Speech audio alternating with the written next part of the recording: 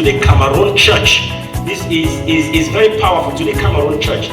Very powerful message that God gave me. This to the Cameroon church. And so what God made me to, in a place of prayer, I was praying in a place of prayer, and then God revealed this to me. And so I almost felt like I should stop praying and take a pen and put them down in writing and so on. I had to persevere and go through it. And then when I went back into the office, I just took my phone, made an audio, and record all that God plays. Today I have to play back the record to copy out the message God gave me. The problem with the Cameroon church is within the church, and God says that it is within the men of God themselves. It is within the men of God themselves. And so the problem is with the men of God themselves. And so he says, what is this problem? What is it that is, how can we say it is? God says that men of God compete among themselves. Instead of cooperating among themselves, they compete among themselves. Fathers compete with the sons, sons compete with the fathers. And so there's no real cooperation among the men of God. And so that is one of the greatest problems in it. So sons don't honor fathers genuinely. You don't see all sons that honor fathers genuinely. And so the fact that you are a son, and maybe you have a gift of prophecy, that maybe there's a father in the nation that does not have that gift of prophecy, does not mean that you should undermine them. Because in their own generation, they were valid in their times. And so we must be able to cherish whatever they have laid, the groundwork they have laid to reach us today. And so which means, even if you may be working in greater dimensions than them, you must still honor them, because it is from the fruit of their labor that you are thriving. It is from the fruit of their labor that the sons are prevailing. And the sons do not honor the fathers, and the fathers also do not encourage the sons. So that is what the message God gave. Said the sons don't honor genuinely the fathers, and fathers do not encourage the sons. So there seems to be like a competition among.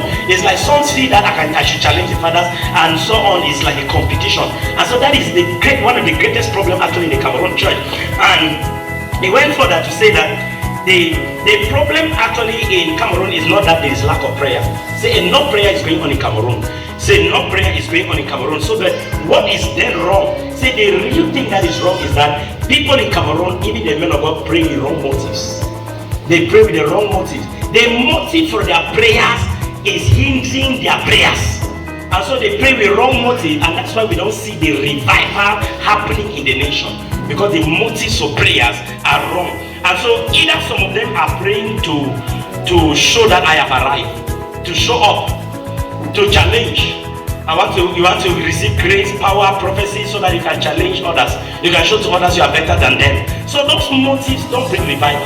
Those motives don't bring power. And so they are wrong motives. Say Cameroon has been praying more than they has ever prayed. But the reason why power is absent is not because prayer is lacking, it's because the motives of prayer are not right. And so the motives are not right. People must have the genuine motive to pray. So prayer is more than that. And now the reason why revival is slow in Cameroon is because of that, the wrong motives for prayer. Say there is too much prayer, but the motives are wrong, and that's why there is no power. That's why people don't receive power in the place of prayer. There are men who pray entirely in the place of prayer, and they don't receive power. But there are some fathers of faith who never prayed like some young men nowadays. That they had power more than what we can imagine. So is it that the prayer they are doing now, what is wrong? Motives are very wrong.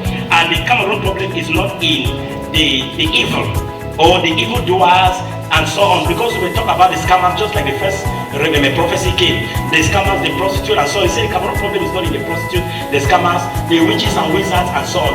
He said because even the nations that have revival, strong revival today, they had evil more than Cameroon evil. And so if revival still rose up in those nations, then it means evil is not a problem for revival. Evil is not the reason why revival should not be. So in revival instead is what takes away evil. And so if we think that evil is the reason why there is no revival in Cameroon, then it is wrong. So that is not the reason. So the problem actually is in the men of God themselves, and not in the fact that there is evil in the land. Evil will always be there. Even in the nations where there is revival, there is still evil going on now. So God says evil cannot be taken away from the nation, because there are always workers of iniquity. That is still in place. Satan has not disappeared from. So genuine unity. He says there is lack of sufficient empowerment. There is need for sufficient empowerment for men of God to walk in dominion and for revival to flow in the nation of Cameroon. So every country with revival now had even more than Cameroon. So Cameroon itself can obtain revival. And so the Cameroon church need to pray. And so God say the genuine thing, the greatest thing men of God should do is that there should be genuine unity. Unity that is born out of genuine motives, right motives, not selfish motive or selfish ambitions. So unity that is out of genuine motive. Either fathers are trying to encourage the sons, some are trying to honor the fathers with pure motives in it. Say such unity will birth forth a wind of revival that cannot be contained no matter the degree of evil that is operating. The Lord is good. So that is the kind, so there should be genuine unity. And there should be right motives in prayer. Don't go to pray to ask for power so that you should show up. To ask for power so that you challenge people. To ask for power so that maybe you can challenge even others and think that you are greater, you are better, and you are this. No. Even in those days, men of God, they cooperated. The communists cooperated with the Adeboyes. So why should we not cooperate as fathers? And each of them actually is walking in dominion as well. We can all, as men of God, walk in dominion. My prayer is that God will give an understanding. God did not give me this message actually because maybe I'm different or special, but He gave me this message because I was in a place of prayer and I was praying for something that concerns things like this, and that's why God gave me the message like this. And so my prayer is that every man of God should take this serious. We should come back to the place of unity. We should come back to the place of prayer with right motives.